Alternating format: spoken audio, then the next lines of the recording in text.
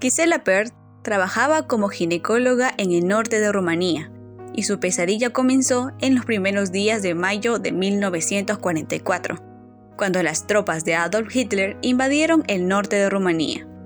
Los nazis deportaron a Auschwitz a los 14.000 judíos que vivían en el pueblo y en sus alrededores. La mayoría de ellos fueron enviados a la cámara de gas al llegar al campo de concentración. En el caso de Gisela Perth, fue capturada junto a su esposo e hija. Lamentablemente, no volvió a ver a su familia. Gisela se salvó de ser enviada a la cámara de gas por su profesión, pues en el campo de concentración recibió el encargo del médico nazi Josef Mengele de reanimar a las mujeres judías que eran forzadas a donar sangre para los soldados heridos en la guerra. Es irónico si nos ponemos a pensar, ya que los nazis consideraban a los judíos como seres inferiores. Y justo Gisela lo señala en su libro, escribiendo lo siguiente: la contaminación con sangre judía inferior fue olvidada. Éramos demasiados inferiores como para vivir, pero sí servíamos para mantener al ejército alemán vivo con nuestra sangre. Gisela recuerda que los jefes de la SS se dirigían hacia las mujeres judías y pedían que las embarazadas diesen un paso al frente, bajo el engaño de una doble ración de pan y leche, en un lugar reservado para las futuras madres. Pero un día, cuando Gisela cumplía un encargo que le habían encomendado cerca del crematorio, descubrió algo perturbador, pues vio que las mujeres embarazadas eran apaleadas, destrozadas por perros, arrastradas por los pelos y golpeadas en el estómago con las pesadas botas alemanas.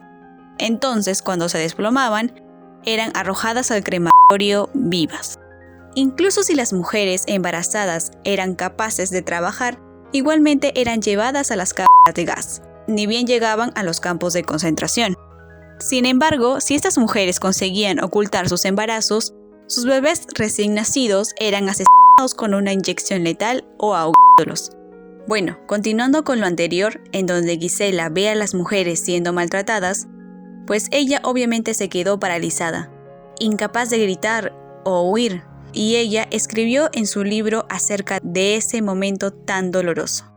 Pero poco a poco el horror se convirtió en un sentimiento de rebelión, que me sacó de mi parálisis y me dio un nuevo incentivo para vivir. Yo debía permanecer con vida. Dependía de mí salvar a todas las mujeres embarazadas de su destino infernal. No había otra manera.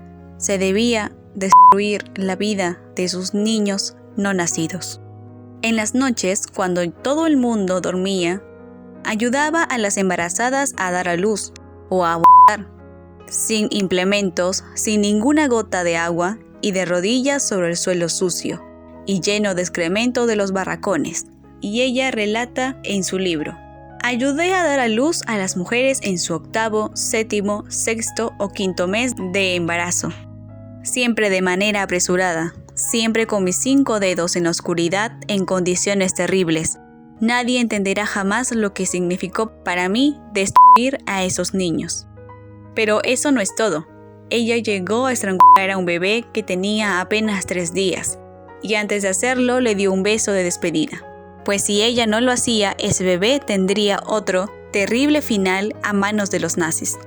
La prisionera ginecóloga ayudó a cientos de mujeres a interrumpir sus embarazos, pues con todo lo que estaba viviendo en ese entonces, ella sentía que el mayor crimen que se podía cometer en Auschwitz era estar embarazada. Mengele, el ángel de la muerte, encargó a Gisela otro trabajo, que era informar si había mujeres embarazadas en el campo. Obviamente ella no informaba nada a Mengele, a lo que ella escribió en su libro: me enteré de que a las mujeres embarazadas eran enviadas al edificio de investigación para ser usadas como cobayas, y después 2 vidas eran lanzadas al crematorio. Entonces decidí que nunca más habría una mujer embarazada en Auschwitz.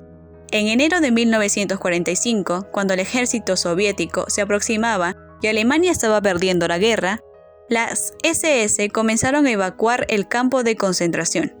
Unos 60.000 prisioneros fueron obligados a iniciar una caminata de la muerte hacia el oeste, en medio del invierno. Más de 15.000 murieron de frío o a tiros, pero Gisela no estaba entre ellos. Ella había sido llevada a otro campo, cerca de Hamburgo, y poco después a Bergen-Belsen, que también se encontraba en Alemania. Y justo en ese campo de concentración fue en donde Ana Frank murió de tifus, apenas un mes antes de la liberación del campo. Gisela pudo ver entrar a las tropas británicas y según ella contó, que en ese momento se encontraba ayudando a dar a luz a una mujer. Fue el primer niño judío nacido en libertad en Bergen-Belsen. En 1947 se enteró que toda su familia había sido asesinada, excepto una hija que pudo quedarse en Rumanía. Ella, por la depresión que sentía, intentó suicidarse, pero no tuvo éxito. Finalmente se fue a Nueva York, pero no fue recibida como una heroína, sino como una sospechosa de crímenes de guerra, pues fue acusada de colaborar con Mengele.